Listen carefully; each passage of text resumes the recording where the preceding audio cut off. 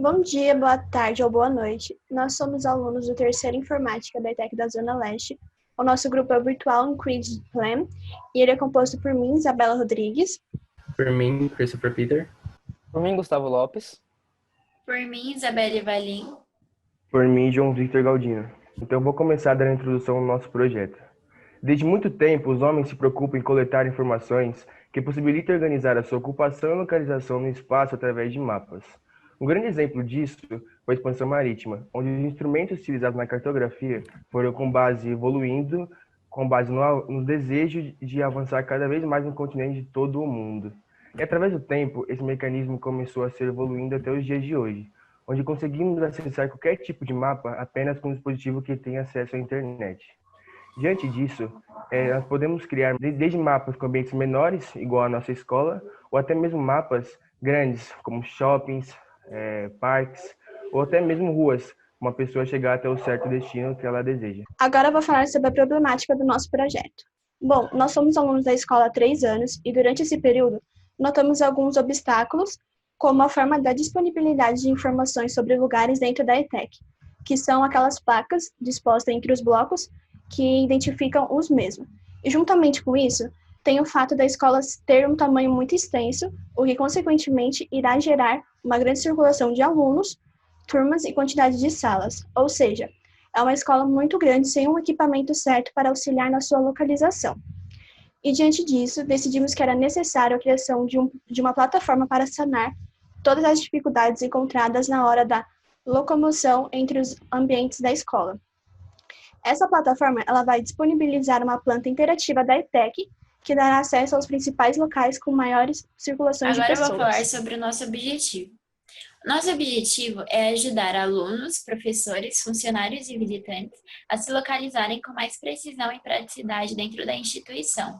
Além disso, nossos usuários ficarão por dentro de todos os eventos que ocorrerão na escola, como, por exemplo, apresentações de TCCs e reuniões de pais. Também, os alunos poderão acessar seus horários de aulas em tempo real. Agora, sobre a metodologia. A metodologia que a gente utilizou foram através de formulários que nós fizemos com pessoas que tinham acesso à escola e também através de entrevistas e questionários e de observações que cada um de nós fizemos durante nossos 3 anos de estudo na escola. Agora eu vou falar sobre a proposta do nosso sistema. Bom, o nosso sistema ele vai ser disponibilizado em um totem colocado em um ponto estratégico da escola, por exemplo, o pátio, com o objetivo de atender o máximo de pessoas. Ele vai ter como função mapear o ambiente da ETEC, passando informações de acordo com a necessidade do usuário. Por exemplo, se o usuário estiver com dúvidas em relação a chegar até o auditório, ele vai poder consultar o nosso mapa, que lhe mostrará o caminho correto a se fazer. E um outro exemplo é que se o aluno logado como usuário estiver com dúvida em relação a uma aula acontecendo em qualquer sala, ele poderá clicar nela para saber o que está acontecendo em tempo real.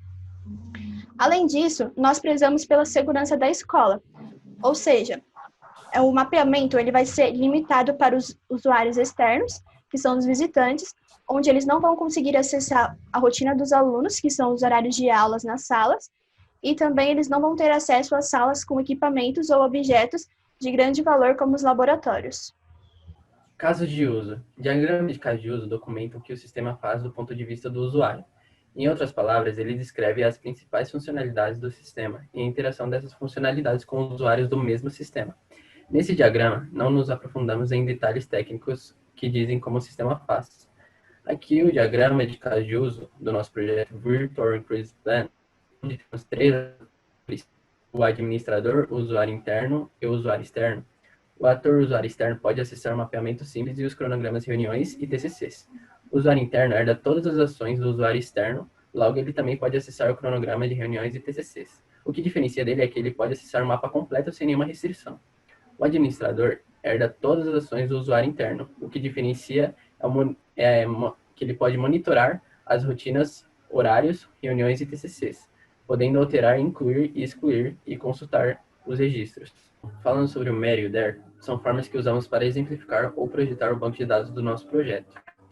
O diagrama entidade-relacionamento, ou DER, é a sua representação gráfica e principal ferramenta. Em situações práticas, o diagrama é tido muitas vezes como sinônimo de modelo. Aqui podemos ver que a entidade usuário monitora as entidades reuniões, horário de aula e TCC. As cardinalidades entre eles são de 1 para n, o que significa que um usuário pode monitorar várias reuniões, e uma reunião é monitorada por um usuário. Isso vale para as outras duas entidades horário de aula e entidades TCC. As entidades curso e sala possuem horário de aula. Como eles são N para N, obrigatoriamente precisa de uma tabela associativa. Mais para frente falarei sobre essa tabela associativa. Sobre o modelo entidade de relacionamento, ou MER, como o nome sugere, é um modelo conceitual utilizado na engenharia de software para descrever os objetos envolvidos em um domínio de negócios, com suas características e como elas se relacionam entre si. Em geral, este modelo representa de forma abstrata a estrutura que possuirá o banco de dados da aplicação. Diferente do DER, no MER as entidades possuem atributos, e atributos são as características que descrevem cada entidade dentro do domínio. Por exemplo, um cliente possui nome, endereço e telefone. Alguns atributos representam valores únicos, que identificam a entidade dentro do domínio, e não podem se repetir. Em um cadastro de clientes, por exemplo, esse atributo poderia ser o CPF, a este chamamos de chave primária. Já os atributos referenciais são chamados de chave estrangeira e geralmente estão ligados à chave primária da outra entidade. Aplicando o MER no nosso projeto, a tabela turma possui um campo chamado CODE-turma, que esse mesmo campo ela é chave estrangeira no horário aula para identificar quais horários de aula são pertencentes a quais turmas, no caso, qual turma, porque é 1 para n. E a tabela curso possui um código curso para identificar qual curso a turma é. E a sala também tem a chave primária num sala para saber de que sala a turma é. Em relação à tabela usuário, a tabela usuário possui uma chave primária chamada código usuário, que ela é chave estrangeira na tabela TCC, horário aula e reuniões. Isso é feito justamente para controlar as permissões de alterações de rotinas. Os pré-requisitos para o nosso projeto poder funcionar são os seguintes. Ele vai poder rodar em qualquer tipo de sistema operacional que seja capaz de rodar um servidor web e que também forneça o conteúdo em HTML, como, por exemplo, o navegador Google Chrome. Além disso, nosso aplicativo ele é leve, então ele não necessitará de muito armazenamento, podendo assim rodar em qualquer tipo de processador, tanto de computadores quanto de celulares. Eu estarei apresentando agora a nossa plataforma web. Como já comentado, ela tem usuário e senha, no caso aqui na tela de login, para usuário externo e interno, que seria, por exemplo, o registro geral, que é o usuário interno, e o administrador. Clicando aqui, o usuário terá acesso a visitante, que é para aqueles que não têm registro. Agora eu vou entrar como administrador. Fazendo login, o administrador será redirecionado à homepage de administração. Ou seja, aqui ele terá acesso às ferramentas de rotinas, que incluem cadastrar, excluir, alterar e pesquisar cada tipo de rotina, ou no caso, partes do banco de dados. Eu demonstrarei agora com horários. Clicando em monitorar, o usuário será redirecionado à parte das ferramentas. Eu selecionarei agora a parte de pesquisa, que é a da lupa. Aqui o usuário pode selecionar qualquer sala que tenha algum registro. Eu selecionarei a minha, que é o terceiro ano na informática. Fazendo a pesquisa, o usuário será redirecionado a essa página, onde ele poderá encontrar o código de usuário, o código de horário, a turma, o horário de fim e início da aula, que dia ocorrerá a aula, a matéria e o professor que dará a aula. Isso para cada horário. Clicando em Home, o usuário é redirecionado à página